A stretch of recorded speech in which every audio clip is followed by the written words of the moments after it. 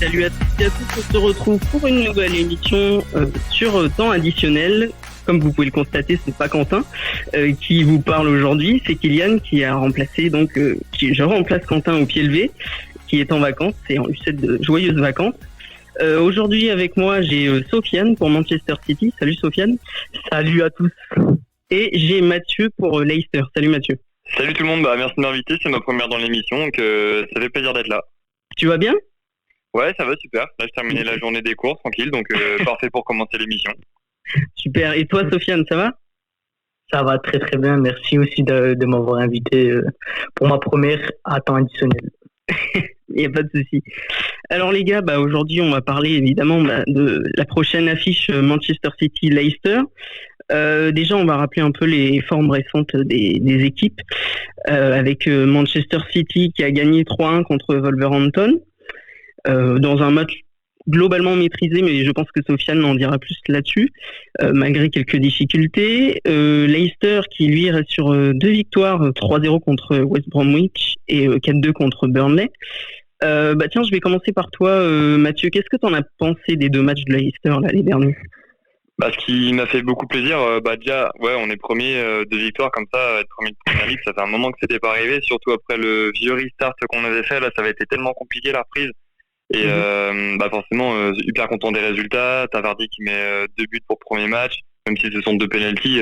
Tu vois qu'à Leicester, t'as plein de... Ouais, voilà, faut les marquer. Il les tire les 2 au même endroit. Tu vois qu'il il est resté sur le même rythme que l'année dernière. Tu vois, après le restart, c'est l'un des seuls qui est resté sur son rythme. Et là, il continue là-dessus. Donc ça fait plaisir. En plus, on n'a pas encore récupéré tous nos joueurs. Il y a Maddison qui revient doucement. T'as Evans qui est pas encore venu. Ouais, voilà, t'as la recrue Fofana qui est pas encore là. T'as Ndidi qui était pas là au premier match. Le deuxième, il était qu'en défense centrale. Donc, il y a pas mal de... Franchement, j'étais un peu inquiet en début de saison. Je ne voyais pas commencer aussi fort que ça. Et du coup, ça fait bien plaisir comme résultat. Et en plus, dans le contenu, c'est pas mal du tout. Surtout vu ce qu'il y a eu depuis le début de 2020. Parce que Leicester... C'est ça, parce que Leicester, l'année dernière, on a fait la saison qu'on connaît jusqu'à Noël, on était vraiment chaud. Il y a eu 2 défaites contre City, 3-1 le jour du Boxing Day et Liverpool 4-0 le jour de l'an. Ça nous bouche le titre, même si on n'y croyait que à peine. Et à partir de là, ça a été la dégringolade entre Noël et la coupure au Covid. T'avais eu 2 ou 3 victoires de Leicester. Et après le restart, il y en a eu 2, je crois. Donc, la forme, elle était vraiment pas bonne. J'ai regardé. C'est ça. Et puis le mercato, il a mis du temps à démarrer. Et au final, là, tu vois, je pense qu'on en parlera après, les recrues, notamment Castagne. Castagne, il fait 2 très bons matchs. Déjà, 1 but dans le jeu. Et hier, pareil, je le trouvais très bon, Castagne. Donc, il y a plein de signaux positifs au final. C'est super. Et toi, Sofiane, qu'est-ce que tu en as pensé du premier match de Manchester City ? Alors, pour le premier match, j'ai été surpris parce qu'on a gagné à Wolverhampton. C'est très difficile à gagner là-bas, comme tout le monde le sait. Surtout que nous, on n'a pas gagné depuis qu'ils sont de retour en Première Ligue. On n'avait gagné aucun match chez eux. On avait fait 1 partout et on avait perdu 3-2 la saison dernière alors qu'on gagnait 2-0 à 10 contre 11. Non, on s'en souvient. Très, très bonne première mi-temps hier de l'équipe, vraiment. Même Nathan Ake, la première recrue, a été très très bon. De Bruyne avait du Kevin De Bruyne, comme on sait tous. Et en deuxième mi-temps, ça a été très très difficile. On a retrouvé le City qui n'arrivait plus à gérer les temps faibles. Wolverhampton a eu beaucoup d'occasions, notamment par Podence et Adama Traoré qui a fait la misère à Benjamin Mendy. Sinon, je m'attendais pas plus parce que on a une préparation catastrophique. D'abord parce qu'on n'a pas remplacé Compagnie, même si Nathan Ake est là, c'est plus pour être en backup de Aymeric Laporte.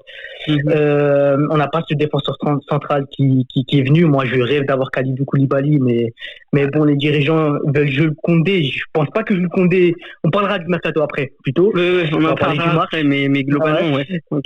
Ouais, c'était une préparation très difficile avec beaucoup de joueurs qui ont du Covid, notamment Mahrez, Laporte et hier Gundogan. Il y a eu aussi...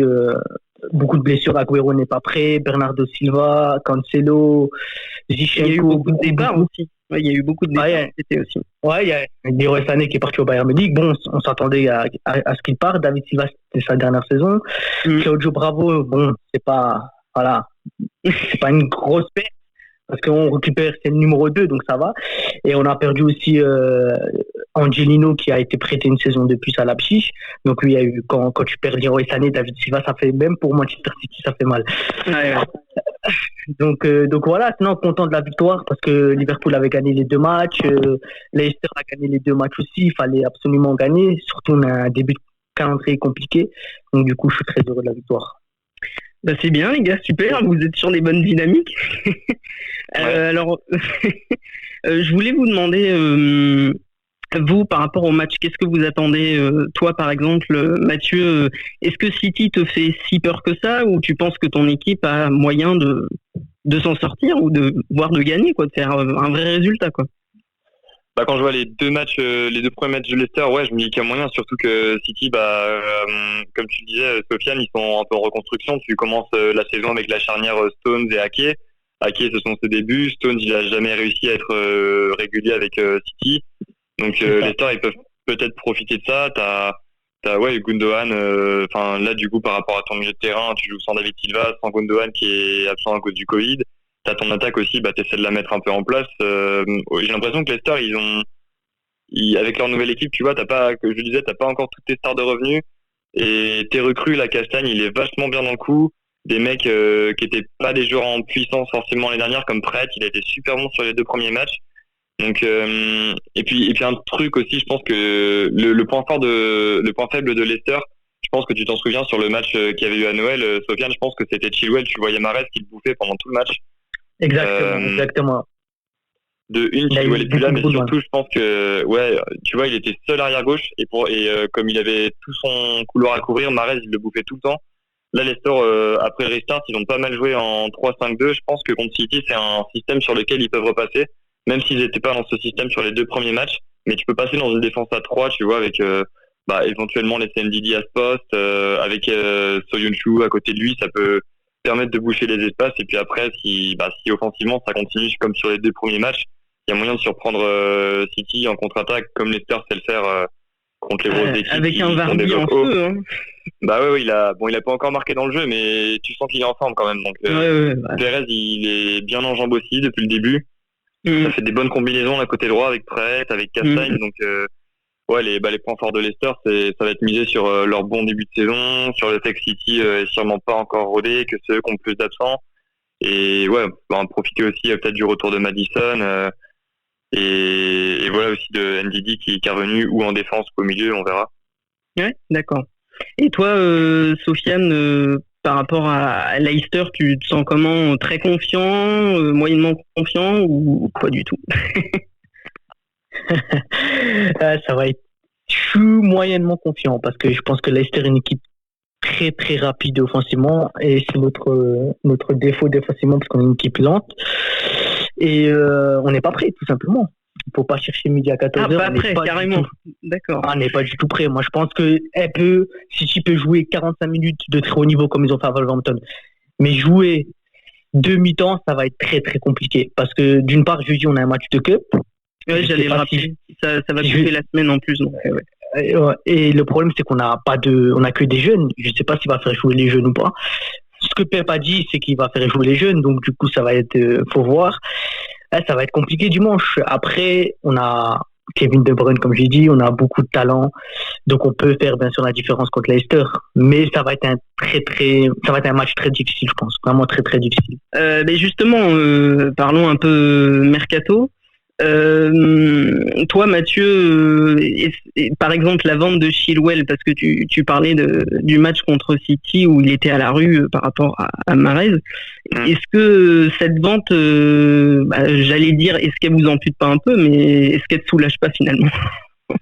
Chilwell, depuis que je suis Leicester, c'est l'un de mes joueurs préférés parce que c'est un énorme talent, mais je pense que ça va pas nous handicaper parce que, comme je le disais, défensivement, c'est vraiment pas l'un des meilleurs latéraux de Première Ligue. Par contre, offensivement, c'est quand il est dans une défense où il y a 3 mecs derrière lui et qu'il a seul son couloir pour attaquer, il a moins de charge défensive. Il est hyper fort. Je pense qu'à Chelsea, il va vachement bien s'éclater dans ce poste. Mais je pense qu'avec Castagne, limite, on gagne au change parce que Castagne, c'est un joueur qui peut jouer à droite, à gauche. Comme t'as Ricardo Pereira qui s'est fait les croisés, c'est bien. Donc Castagne, ça peut être un peu un remplaçant de Chilwell. Je pense que tactiquement, il est un peu plus discipliné. Tu vois, il peut jouer dans un 3-5-2 plus facilement que Chilwell. Il peut jouer dans une défense à 4 classique, à gauche ou à droite.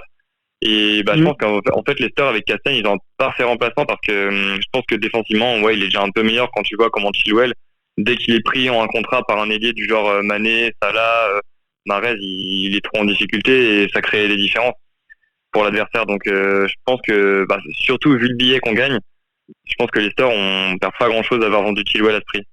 D'accord. Surtout vu le remplaçant qu'on a. C'est aussi ça. C'est tu sais qui tu perds, mais tu sais parfois pas qui tu gagnes. Mais là, c'est le cas. Vous savez qui vous gagnez au moins. Ouais. Et en plus, t'as James Justin qui avait été recruté l'été dernier, donc.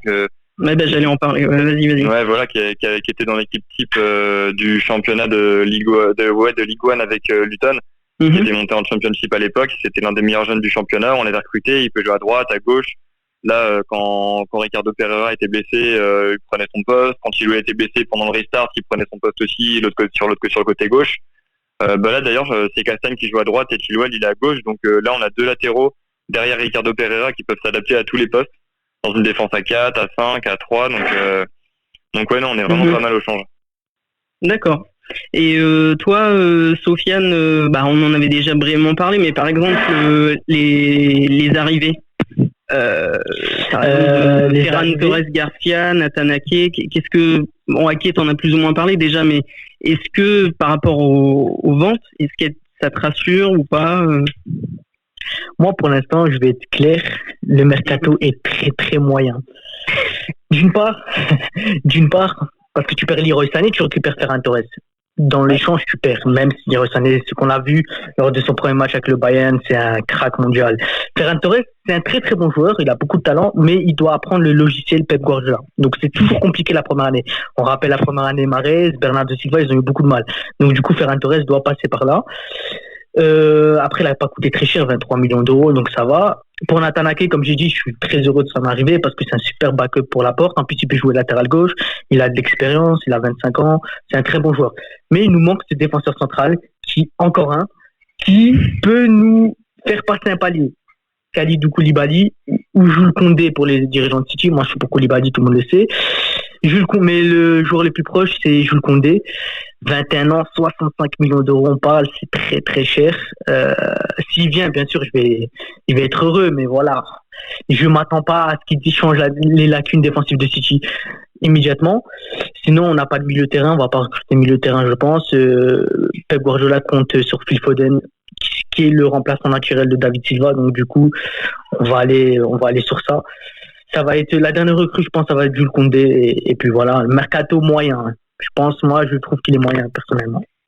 Justement, mercato, avec toi, Mathieu, pour Leicester, on revient dessus. Qu'est-ce que tu penses de l'arrivée de Wunder de la Roma? En prêt avec option d'achat, mais vous êtes censé, au bout, s'il fait l'affaire, l'acheter, donc oui, vas-y. Je suis encore un peu mitigé, je t'avoue que après ce joueur je le connais pas assez, c'était pas non plus un titulaire indiscutable à la Roma. J'ai pas vu de match complet de lui, j'ai regardé quelques vidéos sur YouTube. Il a des grosses qualités, hein. C'est clair, déjà sa frappe de balle, il t'envoie des mines, mais c'est impressionnant, des fois il décoche des frappes soudaines en reprise ou en pleine course comme ça. Il fait des belles remises aussi en une touche. Je pense que pour jouer avec Vardy, tout ça, quand Barnes il rentre dans l'axe, ça peut être un bon joueur sur qui s'appuyer. Et sinon, bon dribbleur aussi, c'est ce que j'ai vu. Après, je connais pas encore sa vision du jeu, sa dimension tactique. Mais bon, de toute façon, il fallait un ailier.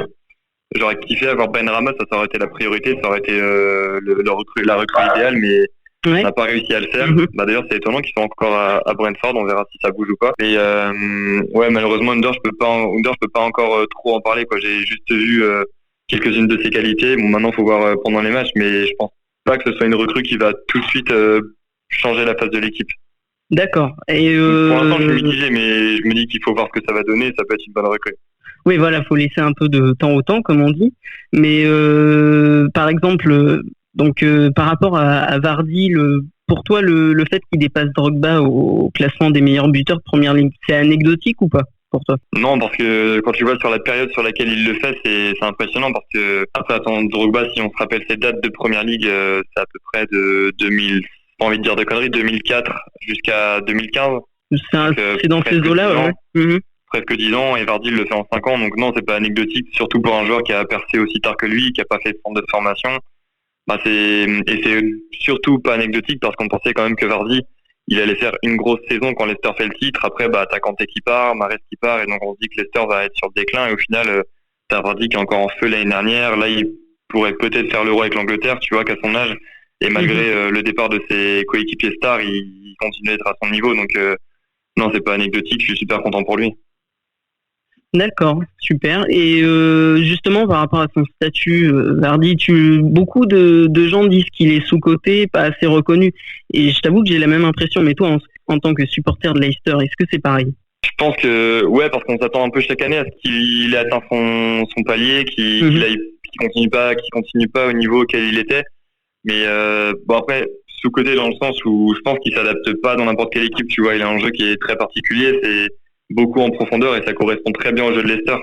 Vardy, tu vois, quand il était à l'Euro avec l'Angleterre ou à la Coupe du Monde, il rentrait en jeu sur des fins de match où tu pouvais le faire une différence face à des équipes qui étaient plus fatiguées en fin de match, et je pense que c'est un peu le style de Vardy. Donc sous-côté non, dans le sens où c'est pas un joueur que je pense qu'il pourrait jouer dans n'importe quelle équipe. Il a vraiment son jeu qui est propre à lui et qui va très bien avec Leicester, même si Leicester maintenant c'est plus qu'une équipe de contre-attaque, c'est une équipe qui fait du jeu aussi. Mais globalement oui, sous-côté parce que voilà, quand tu vois les buts qu'il met encore à son âge et malgré l'évolution de l'équipe de Leicester, forcément un peu sous-côté. Et toi, Sofiane, la vision que tu te fais de Manchester City là sur la saison, est-ce que tu penses que le match à venir contre Leicester il est vraiment déterminant, ou si vous le perdez, ça entachera pas la suite de la saison? Alors moi, je pense que c'est un match important parce que c'est un concurrent pour le top 6, top 7, même si on vise le titre. Leicester, c'est une très très bonne équipe. Déterminant, non, parce que c'est la deuxième journée. On peut pas dire qu'à la deuxième journée, on a perdu le titre. Non, c'est un match important. Mais c'est un match très important, c'est normal. Surtout quand tu vois que Liverpool, la semaine dernière, ils n'ont rien laissé. Tu sais que si tu laisses un point, tu te dis, oh là là. Donc, du coup, c'est ça, ouais. Ouais, donc du coup, il faut absolument gagner tous les matchs. C'est aussi un peu ça. Mais déterminant, non, mais c'est un gros match. Et c'est un match très très important. Peut-être oui, peut-être bien non. Réponse normande. En tous les cas, les gars, je voulais vous demander, par rapport aux autres équipes pour la saison, toi, Mathieu, Leicester, tu le situes comme l'année dernière, 5e. Tu penses qu'il va pouvoir s'installer dans le paysage du top classement, même s'ils ont déjà gagné le championnat, on s'en souvient tous, c'était superbe. Mais est-ce que tu penses que 5e c'est la limite, mais c'est un très bon club et il n'y a pas de problème, ou ils peuvent encore viser plus haut cette saison? Parce que j'espère, c'est pas forcément viser plus haut direct, aller directement en Ligue des Champions l'année prochaine, mais la différence avec avant, c'est que Leicester, ils ont été champions. Après, on se doutait bien qu'ils allaient retomber, ils sont retombés bien fort. On se disait qu'ils allaient peut-être faire top 10 et au final, ils avaient fait 12e après le titre. Après, ils étaient restés 9e.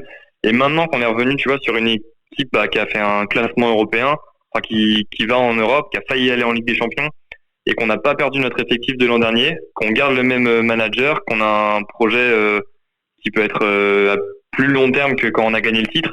Là, j'espère que au moins on va se pérenniser au niveau européen, tu vois, qu'on va enchaîner quelques saisons à la 5e, 6e place, qu'on va continuer à aller en Ligue Europa. Après, ça va être compliqué parce que t'as Arsenal, t'as Tottenham qui joue ces places-là aussi. Mais rester au moins dans le top 7 et s'installer là-dedans.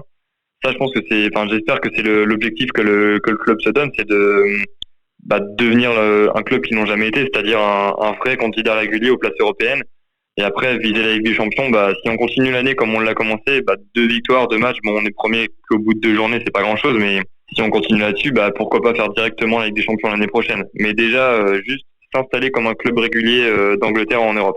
Sofiane, par rapport à Pep Guardiola, le fait que la saison dernière, il ait finalement rien gagné avec City, ni le championnat, ni un résultat meilleur que quart de finaliste en Ligue des Champions, tu t'es étonné qu'il reste, parce que ça reste un grand entraîneur, mais le fait que ça fasse plusieurs années, notamment en Coupe d'Europe, qu'il n'arrive pas à passer ce cap, est-ce que t'es étonné qu'il reste, ou ça te convient et ça permettra peut-être enfin qu'il fasse un vrai résultat plus important en tous les cas, en Coupe d'Europe notamment. Moi, je pense que en Coupe d'Europe, il a beaucoup de mal parce que à chaque fois, il tente des compos bizarres, notamment le 5-3-2 à Lyon. À Tottenham au match aller, il met pas De Bruyne et Leroy Sané. Contre Liverpool, il fait 1,5 million. Il a toujours des phases en Ligue des Champions où il est pas très bon, tout simplement. Mais je savais qu'il allait rester parce que Pep Guardiola, c'est un entraîneur qui respecte toujours ses contrats. Et il a prolongé la saison dernière, donc du coup, c'est sûr qu'il allait rester jusqu'en 2021, tout simplement. Moi, je suis heureux parce que je suis un grand fan de Pep Guardiola. Même avant qu'il vienne de City, j'étais déjà un grand fan. Donc du coup, je suis heureux, mais je suis objectif. En Coupe d'Europe, c'est pas suffisant. Mathieu, tu penses quoi du statut de Guardiola? Parce que là, on a une conversation, et il faut aussi penser, parler un peu des autres équipes, et notamment pour l'affiche. Tu penses que, t'es comme Sofiane, tu penses que Guardiola, il a bien fait de rester, même si on savait au fond qu'il resterait, mais est-ce que s'il avait pu partir, tu aurais pensé que ça aurait pu être mieux pour City ou pas? Non, moi, que ce soit pour City ou pour Guardiola, j'avais vraiment envie qu'il reste. Déjà, quand tu avais la menace que City se fasse suspendre de Coupe d'Europe pour les 2 prochaines années, à ce moment-là, je me disais, là, c'est vraiment le moment pour Guardiola, l'occasion pour Guardiola de faire quelque chose d'encore plus grand, c'est-à-dire garder le projet qu'il avait en main, son équipe qui peut être suspendue de Coupe d'Europe, mais il la garde, il réussit à faire 2 grosses saisons avec. Et après, à revenir encore plus fort, gagner une Ligue des Champions, ça, je pense que ça aurait été énorme. Au final, il est même pas suspendu de Coupe d'Europe. Donc, avec City, j'ai envie qu'il termine ce qu'il a commencé et qu'il aille jusqu'au bout sur la scène européenne. Parce que, comme tu l'as dit, Sofiane, 4 Ligues des Champions où tu dépasses, 4 années en Ligue des Champions où tu dépasses pas l'écart, je pense que Guardiola, il doit viser mieux que ça. Donc, il a pas fini son travail avec City et comme tu l'as dit, il respecte son contrat. Donc, déjà, qu'il respecte son contrat et qu'il respecte l'objectif pour lequel il est venu. D'accord. Et toi, Sofiane, par rapport à Leicester, est-ce que tu penses que là, pour espérer un bon parcours en Ligue Europa, c'est peut-être trop tôt, ou donc ça va peut-être leur servir de rampe de lancement, ou dès cette année, il faut qu'ils visent, je sais pas, les quarts de finale, par exemple, en Europa League pour Leicester? Moi, je pense que Leicester déjà a fait une très très belle saison la saison dernière, parce que finir 5e de Première Ligue, c'est très très fort. Même s'ils ont eu beaucoup de mal au restart. Sinon, cette saison, en Ligue Europa, ils seront parmi les gros outsiders. Après, la Première Ligue prend tellement d'énergie que c'est compliqué en Europe, surtout pour un effectif comme Leicester. Moi, je pense sincèrement ils peuvent viser clairement les quarts de finale, voire les demi-finales. Wolverhampton, cette saison, est arrivé en quart de finale. Et je pense pas que Wolverhampton est meilleur que Leicester. Donc, du coup, moi, je pense sincèrement qu'ils peuvent faire un très bon parcours. Ils sont bons, donc moi je pense que ça peut le faire. On va parler un peu paris sportif. Je sais pas si vous êtes calés sur le sujet, les gars, dites-moi. Je connais un peu, mais souvent ça me réussit pas trop, donc je suis plus trop dedans. D'accord. Toi, Sofiane? Moi, si, je suis quand même. Ouais, moi je suis un peu comme dedans. Donc du coup, voilà. Si t'as des cotes à nous conseiller pour le match, vas-y, je te laisse commencer. City Leicester ou d'autres matchs? Non, City Leicester. Moi, je dirais 2,5 buts dans le match. Je pense qu'il y aura au minimum 3 buts. Ouais, j'allais en parler. Il y aura beaucoup de buts à mon avis. Et toi, Mathieu? Je vais mettre un pari par rapport à Leicester, Vardy qui marque parce qu'il a mis doublé au premier match. Là, Leicester a mis 4 buts au dernier match, mais sans qu'il marque. Donc je pense qu'il aura bien envie de se montrer. Et un pari par rapport à City, je vais dire Gabriel Jesus. Je mets un buteur pour chaque équipe parce que, comme Sofiane, je pense qu'il y aura des buts dans le match. Donc un pour chaque, Vardy pour Leicester, Gabriel Jesus pour City. Je pense que, je sais pas si t'es de mon avis, Sofiane, mais je pense que Jesus, ça va être la saison, il peut passer devant Agüero cette année à City. Clairement. C'est sa saison. Agüero, il n'est pas là pendant un mois. Il y aura pas mal de matchs. Je pense que clairement, il peut faire une très très grande saison. Ouais. Justement, dites-moi en quoi, pour vous, Gabriel Jesus peut s'installer vraiment devant Agüero, et pourtant Agüero, ça fait un moment qu'il est là, il en a marqué un paquet de buts. Qu'est-ce qu'il pourrait faire, hormis les blessures récurrentes de Agüero, malheureusement pour lui, qu'est-ce qu'il pourrait faire qui passe devant Agüero? Par exemple, Mathieu, toi. On voyait Jesus, déjà moi c'est le neuf que dans l'idéal j'aurais voulu qu'il vienne au Barça cet été. J'aime beaucoup le Barça, ça me fait peine de voir le club dans l'état qu'on connaît. Mais bref, c'est pas le sujet. Je pense que Gabriel Jesus, il est vraiment en train de passer un palier. De toute façon, depuis son arrivée à City, il franchit toujours la barre des 10 buts. Et Agüero reste le titulaire, mais quand Jesus joue, il marque régulièrement. C'est un vrai joueur de ballon, c'est un vrai joueur de surface, c'est un neuf qui correspond au jeu de Guardiola. Et il en est à sa 4e saison, si je dis pas de bêtises, à City. Peut-être Sofiane pour nous confirmer. C'est ça. Ouais. C'est ça. Ouais, il arrive à l'été 2016, donc. Ouais, c'est ça. Donc je pense que là, c'est en termes de nombre d'années et vu ce qu'il a déjà montré à City, je pense que là, il arrive à la saison où il arrive à maturité pour prendre la place de numéro 9. Il a les qualités, quoi. Ouais. Il a les qualités, dans le jeu, il correspond avec les ailiers qui est autour de lui. T'as des nouveaux qui arrivent, on l'a dit, Ferran Torres, t'as les anciens, enfin Mahrez qui est déjà à sa 3e année, puis Sterling bien sûr. Donc ça devient déjà l'un des joueurs les plus expérimentés de l'attaque de City quand tu compares aux jeunes, aux nouveaux. Donc je pense que là, c'est la saison de transition pour lui. Et toi, justement, Sofiane Jesus, Gabriel Jesus, par rapport au fait qu'il a eu une grave blessure il y a de ça 1 an ou 2 ans de mémoire, est-ce que tu penses qu'il peut vraiment s'imposer devant Agüero? Moi, je pense que c'est sa saison. Ouais. Imposer devant Agüero, c'est compliqué. Parce que déjà, Agüero, c'est minimum 5 buts par saison. Alors là, c'est le plus grand buteur du club, donc c'est compliqué. Mais c'est 2 joueurs, en fait, totalement différents. Gabriel Jesus, c'est un joueur qui presse énormément. C'est-à-dire, il se donne beaucoup. Des fois, il perd beaucoup de lucidité devant les buts et il rate des immanquables. Agüero, lui, c'est plus un finisseur. Il est moins présent dans le jeu, mais il finit mieux. Donc, moi, je pense que ça va être encore un turnover de Pep Guardiola. Mais je pense que si Gabriel Jesus enchaîne les buts, il sera numéro 1 dans les grands matchs, c'est-à-dire contre United, etc. Aujourd'hui, Agüero reste le numéro 1, je pense, dans la tête de Pep Guardiola. Mais cette saison, Gabriel Jesus, il peut faire énormément de bien à City. Ça doit être sa saison, il doit marquer minimum 15 buts en Premier League. S'il marque, Pep Guardiola le fera jouer titulaire, ça c'est une certitude. Maintenant, il faut marquer, parce que un numéro 9, même si c'est Gabriel Jesus, même si c'est Agüero, ils ont besoin de buts. Et si derrière Sterling, parce que la saison dernière, le meilleur buteur c'est Sterling, alors que c'est un ailier. Mais Gabriel Jesus fait une grande saison, il met 23 buts, Agüero 22, mais Agüero est blessé de février à aujourd'hui, il a joué quasiment aucun match. Mais je pense sincèrement qu'il doit arriver à maturité cette saison. Son match contre Wolverhampton, il en rate une quand même, mais il est très très présent dans le jeu. Et il marque à la fin. Donc du coup, moi je suis confiant pour Gabriel Jesus. Et comme tu as dit, il s'est blessé le 31 décembre 2017. Ouais. Il allait rater la Coupe du Monde. Il s'est fait une grave blessure au genou. Je crois le ménisque, si je me souviens bien. Du coup, il a eu du mal en Coupe du Monde. Après, il est bien revenu. Mais cette saison, il a 23 ans maintenant. C'est sa 4e saison. Il doit confirmer et on attend beaucoup de choses. Ok, super les gars. Pour conclure, moi je vais proposer quelques cotes pour les paris sportifs. J'ai envie de tenter un match nul avec une cote à 6, un peu fantasque. Par contre, je vous rejoins sur la suite, notamment Gabriel Jesus buteur à 1,98 et Vardy buteur à 2,96. En tous les cas, merci les gars. Je vais conclure. Merci d'être venus, d'avoir participé à cette émission. Merci beaucoup pour cette première. Hein. Et j'allais justement te remercier aussi, Sofiane. Merci Mathieu. Mathieu, qui est notamment dans un podcast God Save the Foot, c'est ça, je crois, de mémoire. Ouais, c'est ça. On est un site internet dédié au foot anglais. Là, on a sorti toutes nos previews jusqu'au week-end dernier. On faisait les 20 équipes. On présentait les 20 équipes jusqu'au début du championnat. Puis sinon, on fait plutôt des papiers qui parlent un peu de l'histoire du foot anglais, de la culture du football britannique et tout ça. D'accord, allez suivre tout ça les amis. Et toi, Sofiane, tu gères le compte Twitter Blue Moon, c'est ça? C'est ça, FR Blue Moon avec un ami à moi. Et du coup, voilà, ça se passe très bien.